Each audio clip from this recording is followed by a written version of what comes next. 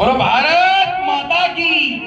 हाथ उठा के ऊपर से जोड़ दे, मुट्ठियां खींच के, कमजोर दिल वाले हाथ उठा दे।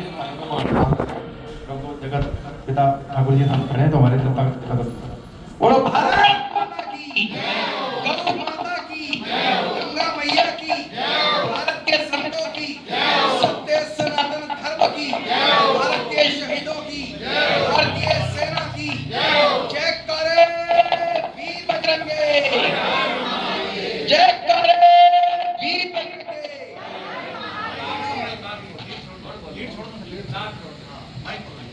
धन्यवाद। मैं आप सभी भक्तों को प्रणाम करता हूँ, नमन करता हूँ। निरंतर लगातार इतनी ठंड में भी आप ठाकुर जी की सेवा में हाजिर हैं।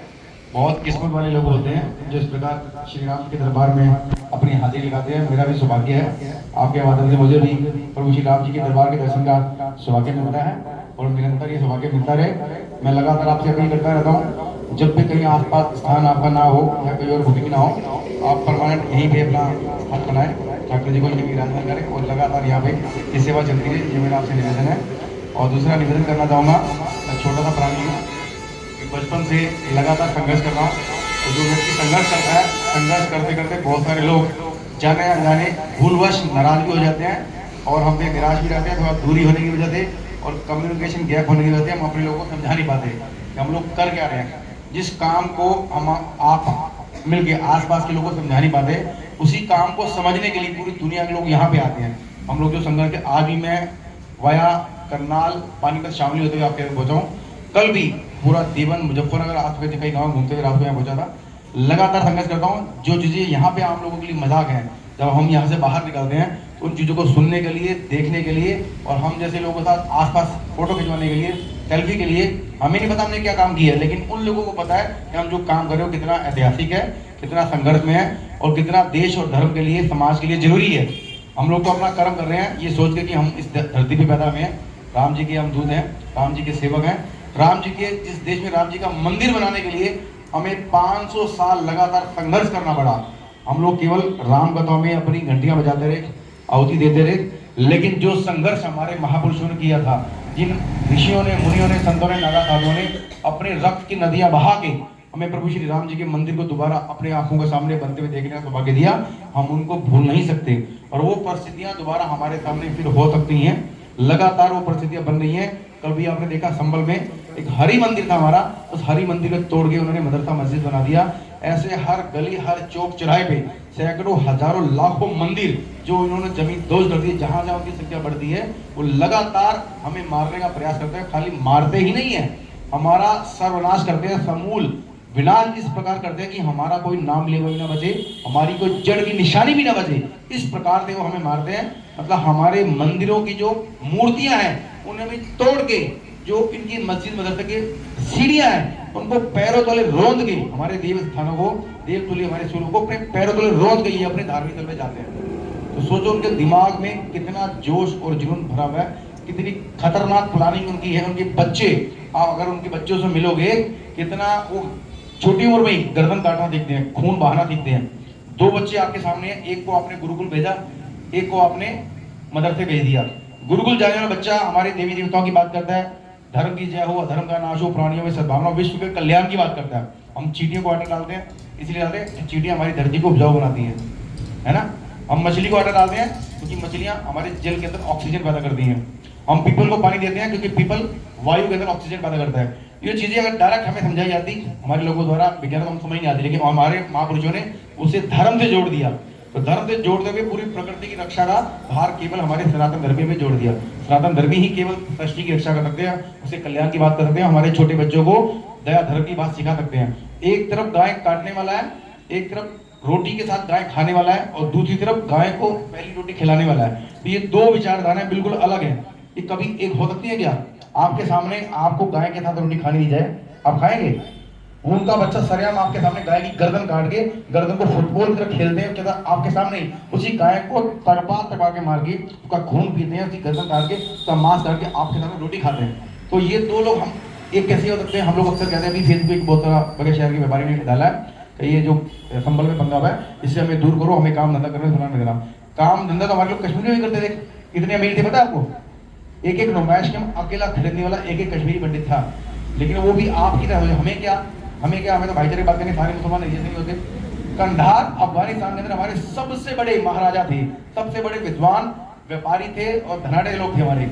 उन लोगों को एक रात के अंदर रातों रात अपना गांव देहात शहर सब मकान कोठियां छोड़ के भागना पड़ा। पता है आपको, ऐसे कश्मीर से भागना पड़ा, पाकिस्तान से भागना पड़ा, बांग्लादेश से भाग रहे, ऐसे केरल से वर्तमान में भाग रहे हैं। और इंडिया में जहां जहां भी हमारे मुसलमान संख्या में ज्यादा है, वहां पे 95% लोग हमारे भाग रहे हैं, भाग ही रहे हैं, कोई रोकने वाला है नहीं। अभी नुमाइश कैंप पता है आपको, आपको लगता है कि नुमाइश कैंप धार्मिक राजधानी है, कहते हैं ना सब लोग। पता है यहाँ कितने मुसलमान आ चुके हैं, पता है आपको? इस सामने गलियों में, जैसे इजराइल के अंदर एक रात के अंदर उन्होंने 1500 इजराइलियों को काट दिया। वो काटने वाले कौन लोग थे पता है? जो भाईचारे में वो फिलिस्तीन से काम धंधा करने के लिए हमारे घर में आते थे, हमारी फैक्ट्री में काम करते थे, हमारी नौकरी करते थे। लेकिन जब वो ऐलान हुआ जिहाद का पूरे वर्ल्ड के अंदर हमाद के साथ, वो जो हमारे घर में काम धंधा करने वाले मुसलमान थे, उन्होंने मुखबरियां करी, उन लोगों को रास्ते बताए और अपने ही घरों से हमारे हथियार निकाल के हमारी बहन बेटी को काट दिया और उठा के ले गए। अब जैसे बहन जी की बताई भी नहीं है, जरा सी बात करिए, खत्म सब कुछ। हम लोग क्या बचाएंगे देश को? कितनी इंपॉर्टेंट बात है, समझ नहीं आ रही किसी को भी। तो हम लोग मरने वाले हैं, अपनी मौत का तमाशा स्वयं अपनी आंखों से देखने वाले हैं। ऐसे हम लोग जो गौ सेवा करते हैं, यहाँ केवल गौ सेवा नहीं होती है, अपने देश और धर्म पे मर मिटने वाले पूरी दुनिया के लोगों को यहाँ से एडवाइजरी होती है। पाकिस्तान से, बांग्लादेश से लोग भी चुपचाप मेरे से मिलने आते हैं, जो हमारे पुराने हिंदू हैं, क्योंकि ऐसे लगभग 600 परिवार देहरादून में रहते हैं, जो पाकिस्तान में करोड़पति थे, फैक्ट्रियों के मालिक थे। कैसे भागे पता है आपको?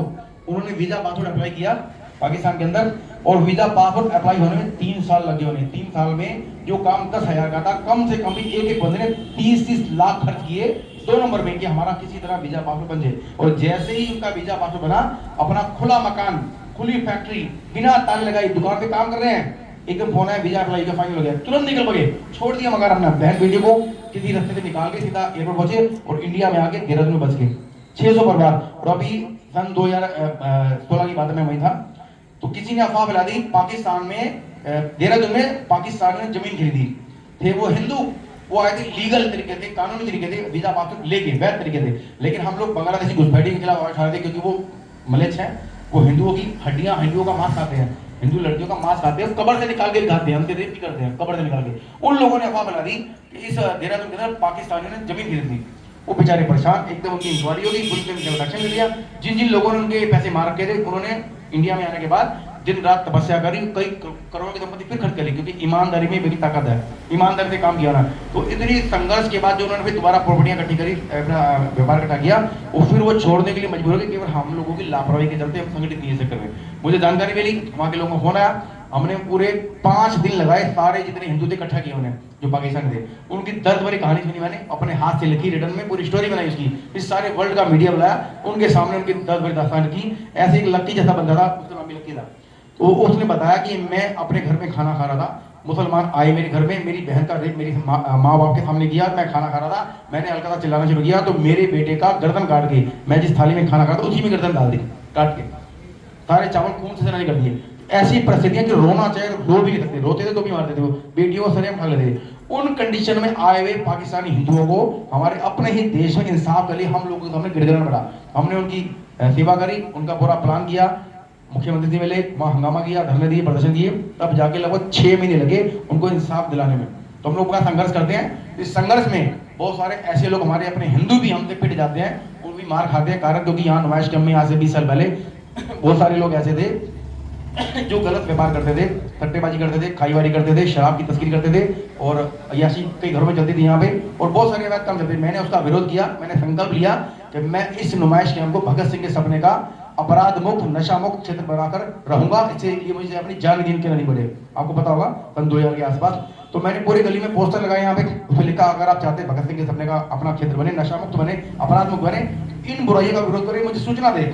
तो संकल्प में बड़ी शक्ति है हमारे शास्त्रों में। आप लोग खाली यहाँ बुरा मत मानना, आप लोग भगवान की खाली बात करते हैं, हम लोगों ने प्रयास किया जो भगवान कहते हैं उसको, उन शब्दों को जीने का प्रयास करते हैं, उसमें चलने का प्रयास करते हैं। और जब चलते हैं भगवान का जो आदेश है उसको हम करने का प्रयास करते हैं, तो संघर्ष होता है, संघर्ष में हलचल होती है, हलचल में क्या होता है, अपने लोगों से मारपीट भी होती है, मुकदमे भी लगते हैं, जेल भी जाना पड़ता है। तो हमने सारे प्रयास किए, लेकिन अपने क्षेत्र को 90% उस वक्त अपराध से मुक्त करने का प्रयास किया। उस वक्त उस कंडीशन में कई लोग जेल गए, आपके आसपास रहने वाले, क्योंकि आप भी परिचित हैं, तो वो जो जेल गए मेरी वजह से, उनका खानदान परिवार बड़ा लंबा चौड़ा है, और डायरेक्ट तो मेरे से लड़ नहीं पाते, क्योंकि पता गोली मार देगा, लेकिन हम जैसे लोगों की वो जो छवि खराब करते हैं, आपको आगे गलत जानकारी देते हैं, कंफ्यूज करते हैं कि ये ऐसे हैं वैसे फलाना का। हम लोग लहसुन प्याज नहीं खाते, हम मीट अंडा नहीं खाते, शराब से दूर, हर तरह की बुराई से दूर रखने का अपने प्रयास किया है। जो जो हमारे महापुरुषों ने या भगत सिंह ने या उनके बच्चे ने चलेगा, हमने हर वो काम करने का प्रयास किया। बहुत कष्ट अब भी झेलते हैं, इतना कष्ट झेलते हैं कि आप सोच भी नहीं सकते। हर महीने हमारे पे मुकदमे लगते हैं। पता है आपको,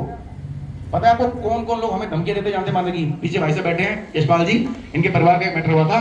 पूरे 1 साल इनके परिवार के उस बच्चों को मैंने अपनी जान हथेली में रखी। शहर के तमाम सारे मुल्लाओं से लड़ते हुए, सारे इलाहाबाद हाईकोर्ट, नैनीताल हाईकोर्ट, कोई जगह छोड़ी नहीं इनके बच्चों को। दिल्ली, जयपुर, आपके होशियारपुर, सब जगह रखा अपने खर्चे पे। 3.5-4 लाख जेब से लगे होंगे मेरी, लेकिन हमने परवाह नहीं करी। अड़ गए तो अड़ गए। अगर कोई मुसलमान हमारी बहन बेटी को तंग कर रहा है, अगर वो हमारे होते हुए हमारी बहन बेटी की आंख उठाएगा, साले की आंख निकाल देंगे। क्योंकि हमने पाकिस्तान का जुल्म झेला। मेरी नानी मुझे कहती थी कि मैं जब पाकिस्तान से आई थी, लाशों के ढेर में लेट के आई थी, मेरी बॉडी पे ब्लड लगा हुआ था। वो दृश्य मैं आज भी सोचता हूँ, उसे महसूस करता हूँ। आप लोग महसूस नहीं करते। हम लोग केवल मौज मस्ती के लिए रामकथा में आ रहे हैं, या अपने निजी स्वार्थ के लिए या निजी मोक्ष के लिए, इस भारत देश की रक्षा के लिए हमारे मन में भावना रत्ती भर है।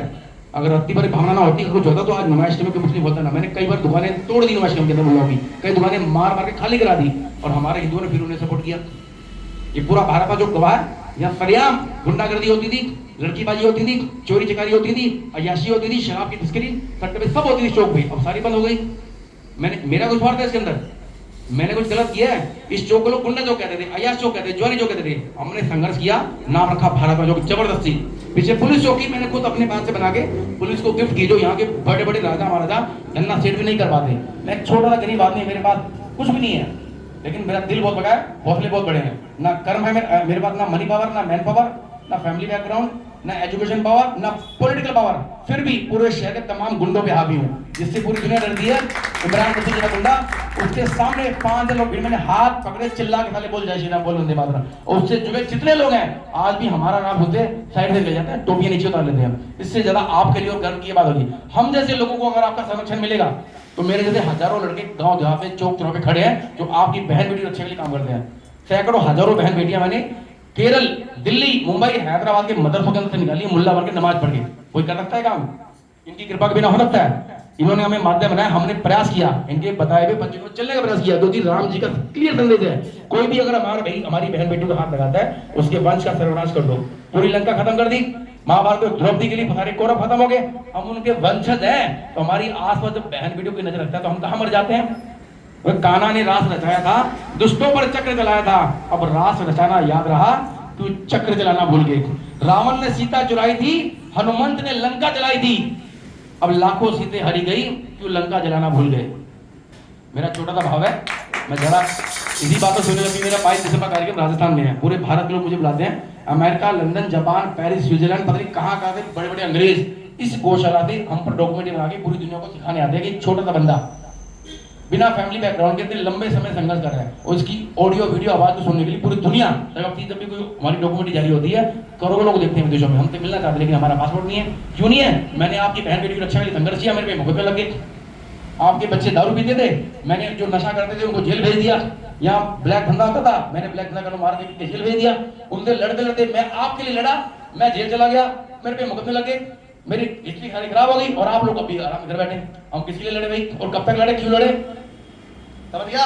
तो आप लोगों को कर्तव्य है सही जानकारी सही लोगों तक पहुंचे। कम्युनिकेशन गैप की वजह से जो राष्ट्रवादी देशभक्त क्रांतिकारी लोग हैं, उनको अर्थ की बहुत जरूरत होती है, क्योंकि जब कोर्ट कचहरी में संघर्ष होता है, लाखों रुपए लगते हैं वहां पे, लाखों रुपए लगते हैं, 2-4 नहीं लगते, लाखों रुपए लगते हैं। अगर एक क्रांतिकारी आपका योद्धा कमजोर पड़ेगा, उसे सहयोग नहीं मिलेगा, तो कब तक लड़ेगा?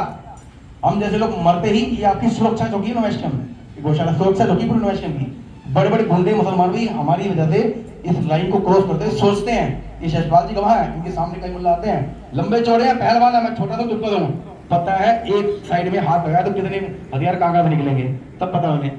इसलिए मुंह नहीं मारते, हमसे दूर रहते हैं। तो वो हमारी वजह से आप लोगों के ऊपर कोई आंच नहीं आने देते। तो ये सुरक्षा बनी रहे, हमारा हौसला बना रहे, हमारा हौसला आपसे है, आपके सहयोग से, आपके आशीर्वाद से है, प्रभु राम जी की कृपा से है। तो मेरा निवेदन है अब भी गुरु जी आपसे कि हम लोग संघर्ष कर रहे हैं, हमें आपके बड़े आशीर्वाद की जरूरत है, अर्थ की जरूरत है। आप जो भी सेवा इधर उधर कहते हैं, आप प्रैक्टिकल संघर्ष कीजिए। जो लोग पहले संपन्न है, अरबपति खरबपति है, समुद्र है पूरे, उनको आप 2 कोई फर्क नहीं पड़ता, लेकिन जो प्रैक्टिकल काम कर रहे हैं, उन्हें आपके 1-1 रुपए की जरूरत है। 1 रुपया आपका आगे 1 करोड़ बन के काम करता है, लगता है, नजर आता है समाज को। यहाँ पे मैंने किसी से चंदा नहीं मांगा, कभी ना परेशान किया। ये पूरी गौशाला लोन पे है, सारे शहर की गौशाला मजे ले रही हैं, किसी के पास 2 गायें, किसी के पास 3 गायें, लेकिन पूरे शहर के दूसरा चंदा पे मांगते हैं। मैं किसी को परेशान नहीं करता, मुझे दिक्कत आती है, मैं 5 लाख के फाइनेंस कराता हूँ, 10 लाख के फाइनेंस कराता हूँ। ये पूरा कार्यक्रम वही कथा का 5 लाख पूरे लगे हैं। मैंने किसी से 5 पैसे नहीं, किसी को परेशान किया, लगभग 2.5 से 3 लाख जेब से गया है, लेकिन खुश है, मस्त है, कार्यक्रम बढ़िया हुआ, समाज खुश हो गया। बड़े बड़े लोग हैं, हंसते हैं, सबका सम्मान बराबर, कोई भेदभाव नहीं है, कोई छोटा बड़ा नहीं, कोई अमीर गरीब नहीं। तो मेरा पुनः आपसे निवेदन, भूल चूक कोई कहा तो उसके लिए सॉरी, लेकिन आप जो मैंने अपील की है, अपना अंश जो है हमारा, ये ऐसी जगह लगे जहाँ रिक्वायरमेंट है, जहाँ भूख प्यास है, जैसा कम है।